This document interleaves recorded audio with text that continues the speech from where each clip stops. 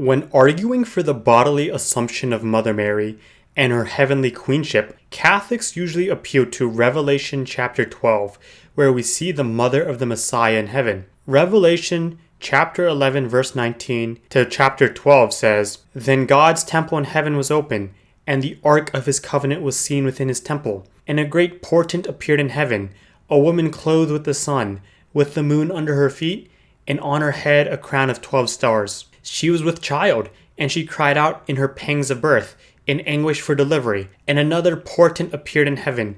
Behold, a great red dragon, with 7 heads and 10 horns, and 7 diadems upon his heads. His tail swept down a third of the stars of heaven, and cast them to the earth. And the dragon stood before the woman who was about to bear a child, that he might devour her child when she brought it forth. She brought forth a male child, one who is to rule all the nations with a rod of iron, but her child was caught up to God and to his throne.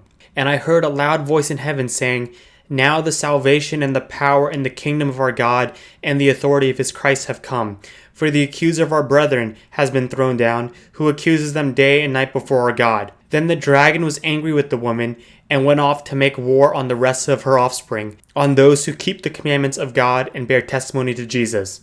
End quote. From this passage, Catholics will argue that St. John first sees the Ark of the Covenant in heaven, and then he says that this Ark is the woman who is clothed with the sun, with the moon under her feet, wearing a crown of 12 stars. This imagery shows that this woman is the new Ark of the Covenant, the dwelling place of God, and that she's a heavenly queen who is present bodily in heaven. Now, according to St. John, this woman is the mother of a male child who is the Messiah, who rules the nations and is the one who casts out the dragon, who is the devil. Now, clearly, the dragon is the devil and the male child is the Messiah, Jesus Christ. And Catholics will argue that the woman is the mother of Jesus, Mary, who is also a type of the church. Now, some Protestants will object and say that the woman is not Mother Mary, or rather, this is merely a symbol for the church. This is because if the woman is Mother Mary, this would point toward her heavenly queenship and her bodily assumption, which many Protestants want to deny. Catholics affirm that the woman is Mother Mary,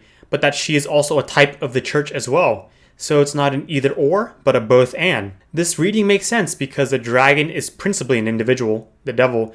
The male child is principally an individual, Jesus Christ. So the mother of the child is principally an individual, Jesus' mother, the Blessed Virgin Mary. This also parallels Genesis 3:15, where the woman's seed would crush the serpent. The woman is identified as Mother Mary, the woman's seed is identified as our Lord Jesus Christ, and the serpent is identified as the devil. Thus, Revelation 12 matches with Genesis 3:15, showing that the woman in Revelation 12 is Mother Mary. Now, some will argue that this is not supported by the patristics, who primarily teach that the woman is the church. Now, we have an early church father, Saint Quodvult Deus, who affirms the Catholic teaching.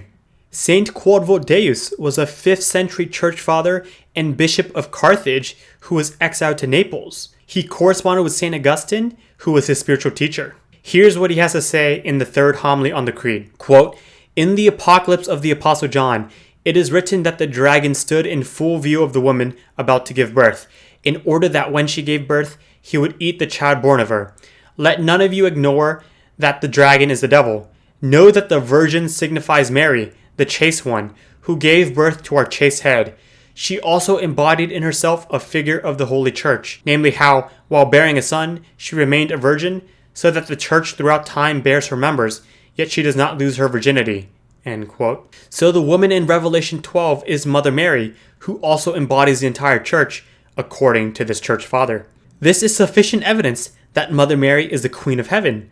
The crown of 12 stars she wears shows that she's a queen, and the 12 stars symbolize the 12 tribes of Israel and the 12 apostles. Thus, she is the queen mother of the new Davidic kingdom. Additionally, Revelation 12:17 says that those who believe in Jesus Christ are the woman's offspring. So she's also mother of all Christians. As Jesus said, "Behold thy mother." Finally, she is present in heaven bodily before the end of the world, showing that she was bodily assumed into heaven. Thus, we see that Revelation 12 proves the bodily assumption and heavenly queenship of Mother Mary. Thank you for watching this video. God bless.